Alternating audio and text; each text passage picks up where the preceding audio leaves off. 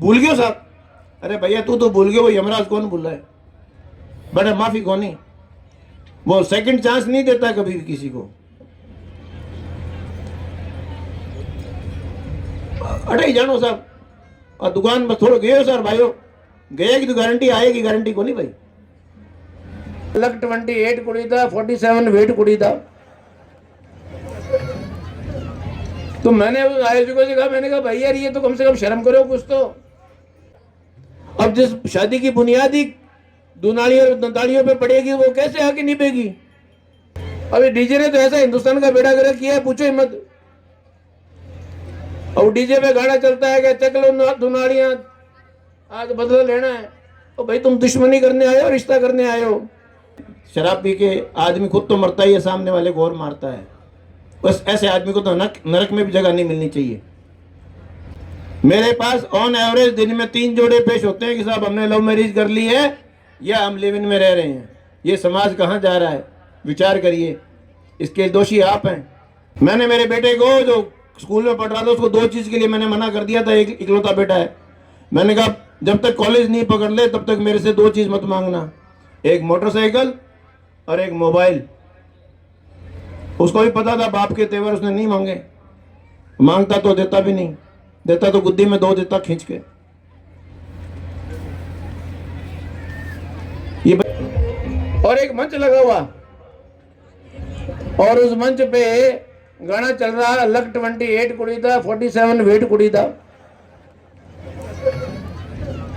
तो मैंने उस आयोजकों से कहा, मैंने कहा भाई यार ये तो कम से कम शर्म करो कुछ तो, इतनी गिरावट तो मत लाओ।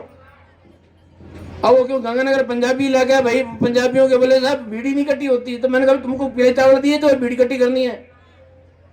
फंक्शन करो तो घर में कर लो, और अगर पब्लिकली भी करते हो तो कम से कम एक रीति रिवाज, एक दस्तूर। हमारे गुरुजी ने कहा है, जाने गीत विवाह गाइए। आते हैं तो विवाह के गीत विवाह में गाइए। अभी डीजे ने तो ऐसा हिंदुस्तान का बेड़ा गर्क किया है, पूछो ही मत।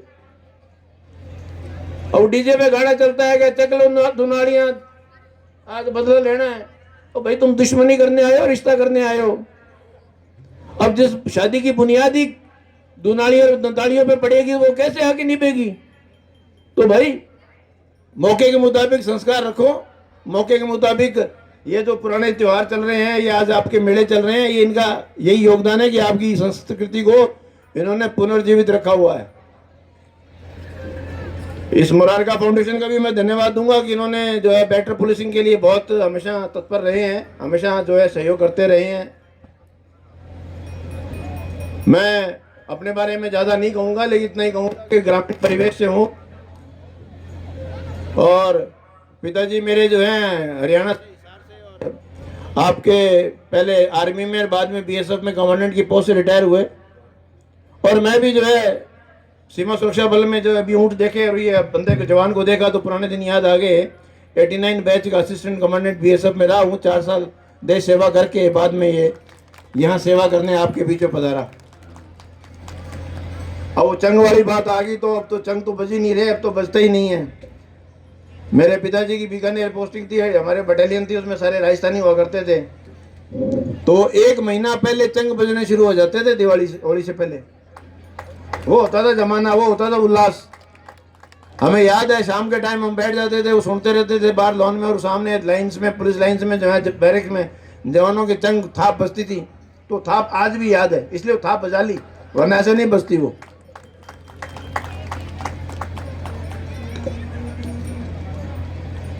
आप सब यहाँ पधारे, मैं ज़्यादा समय नहीं लूँगा। हमारा एक सड़क सुरक्षा सप्ताह चल रहा है, सप्ताह क्या महीना चल रहा है, इस बार उसको लंबा कर दिया।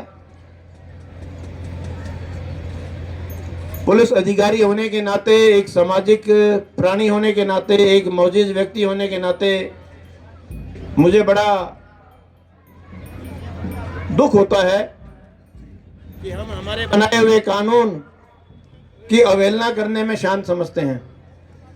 ये आप लोगों ने ही बनवाए हैं कानून, आपके जो एमपीज बैठे हैं पार्लियामेंट में, वो आपके बिहाफ पे काम करते हैं। और कोई फर्क नहीं पड़ता कि मैं धारा 304 लगाऊं, 304A लगाऊं, 302 लगाऊं। लेकिन एक्सीडेंट में जिस घर का काबिल मौजीज व्यक्ति खत्म हो जाता है, वो पीड़ा केवल वो परिवार ही समझ सकता है। तो ये जो कानून बने हैं, इन कानून की पालना करने का दायित्व आपका है। मैं सड़क पे खड़ा होकर क्यों मैं आपको रोकूं और क्यों टोकूं कि आप हेलमेट लगाइए?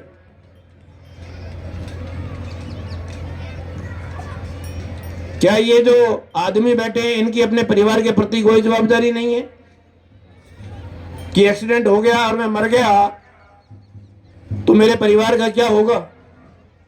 ये जो माताएं बैठी हैं, क्या इनकी जवाबदारी नहीं है कि अपने पति को, अपने बेटे को घर से बाहर निकलते वक्त उसको हेलमेट लगवाने के लिए कहें? ये जो बच्चियां बैठी हैं, ये भाई बैठे हैं, क्या इनकी अपने प्रति, परिवार के प्रति जवाबदारी नहीं है क्या? जागरूक बनिए, जवाबदारी बनिए अपने आप को और सुरक्षित चलिए।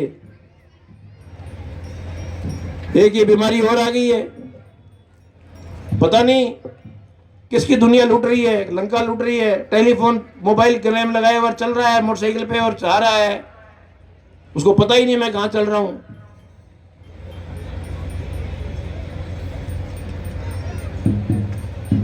गाड़ी में सीट बेल्ट दी हुई है, उसका प्रॉपर इस्तेमाल कीजिए। हेलमेट के बारे में हमारी बहुत बड़ी भ्रांति है कि साहब हाईवे पे एक्सीडेंट होते हैं, हाईवे पे हेलमेट वाला नहीं मरता, बहुत कम मरते हैं। ये अपनी जो देसी गलियां हैं ना शहर की, इन गलियों में सबसे ज्यादा एक्सीडेंट होते हैं। हम कई बार रोकते हैं, टोकते हैं, तो कहे साहब बस भूल गयो साहब। अरे भैया तू तो भूल गयो, वो यमराज कौन भूल रहा है? बड़ा माफी कौन है? वो सेकंड चांस नहीं देता कभी भी किसी को। अरे जानो साहब, और दुकान में थोड़ा गए सर भाइयों, गए की तो गारंटी आएगी, गारंटी को नहीं भाई।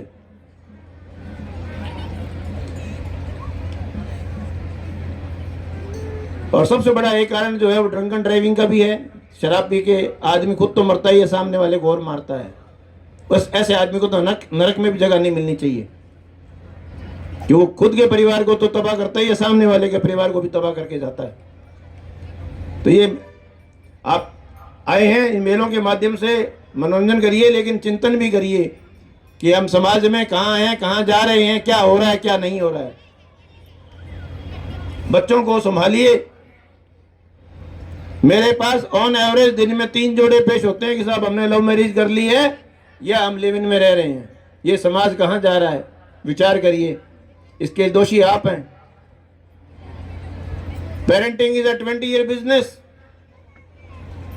मैंने मेरे बेटे को जो स्कूल में पढ़ रहा था उसको 2 चीज के लिए मैंने मना कर दिया था। एक इकलौता बेटा है, मैंने कहा जब तक कॉलेज नहीं पकड़ ले तब तक मेरे से 2 चीज मत मांगना, एक मोटरसाइकिल और एक मोबाइल। उसको भी पता था बाप के तेवर, उसने नहीं मांगे। मांगता तो देता भी नहीं, देता तो गुद्दी में 2 देता खींच के।